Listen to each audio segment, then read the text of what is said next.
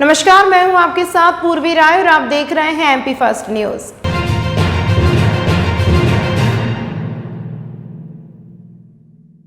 खाटू श्याम की नगरी से पधारे रतनगढ़ वाले कथावाचक मनुश्री महाराज द्वारा शिप्रा नदी के तट पर सुनाई जा रही है शिव महापुराण की कथा। 4 जुलाई से 16 जुलाई तक होगा आयोजन। सावन के माह में यूं तो धर्मनगरी उज्जैन पूरी तरह शिवमय हो चुकी है। यहाँ चारों ओर बोल बम और जय शिव के जयकारे लग रहे हैं। देश के कोने कोने से भक्त बाबा महाकाल के दर्शन करने पहुंच रहे हैं। ऐसे में यहाँ इस पवित्र महीने में भगवान शिव की शिव महापुराण कथा का भी वाचन हो रहा है। शिप्रा नदी के रामघाट के पास शहनाई गार्डन में कथावाचक मनुश्री महाराज द्वारा शिव महापुराण कथा सुनाई जा रही है। मनुश्री महाराज रतनगढ़ वाले हैं, जिन्हें सुनने के लिए बड़ी संख्या में भक्त पहुंच रहे हैं।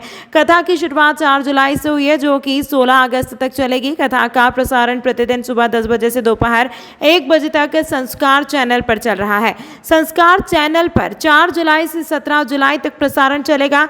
वहीं 18 जुलाई से 16 अगस्त तक शाम को 7 बजे से रात्रि 9 बजे तक सत्संग चैनल पर प्रसारण होगा।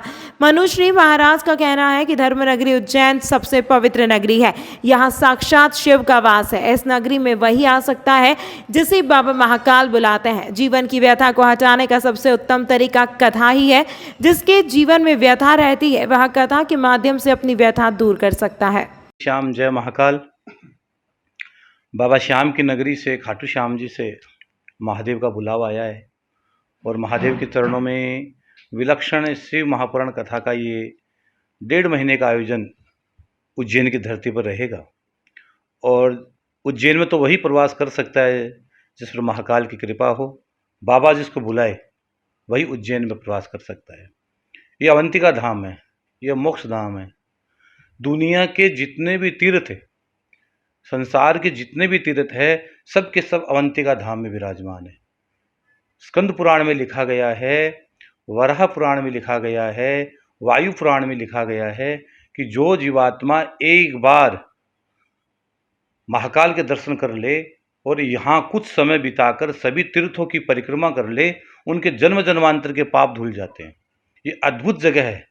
इसलिए बाबा का आशीर्वाद पाने के लिए और भक्तों को बाबा की कृपा मिले, इसलिए उज्जैन में शिव महापुराण कथा करने के लिए आया हूँ। क्या मानते हैं, क्या अध्ययन, क्या संदेश निकल कर जाएगा यहाँ से कथा का सीधा सा संदेश निकल कर जाएगा कि कथा ही जीवन की व्यथा को हरती है।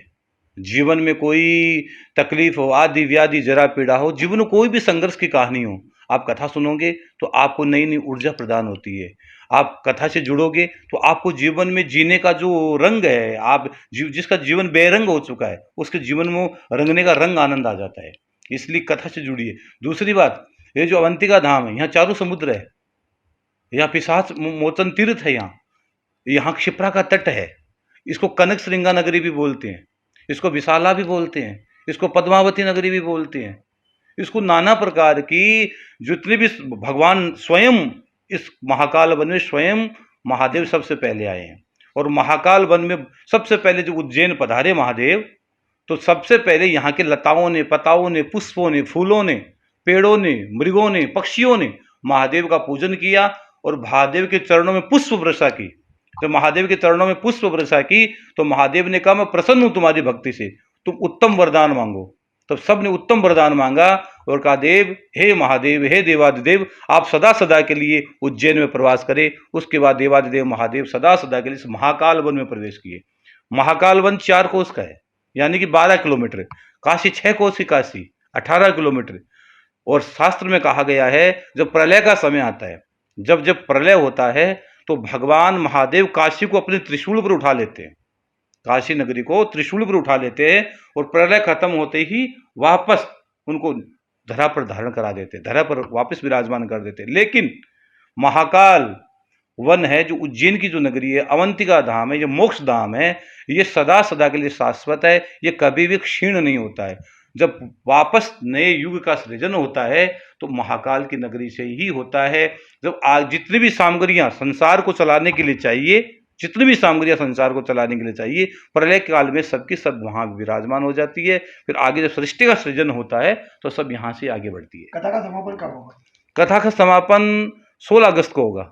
4 जुलाई से लेकर 16 अगस्त, यानी कि 1.5 महीने मेरा उज्जैन का प्रवास रहेगा। और इस कथा का सीधा प्रसारण संस्कार चैनल पर तमाम महत्वपूर्ण खबरों के लिए देखते रहिए MP फर्स्ट न्यूज।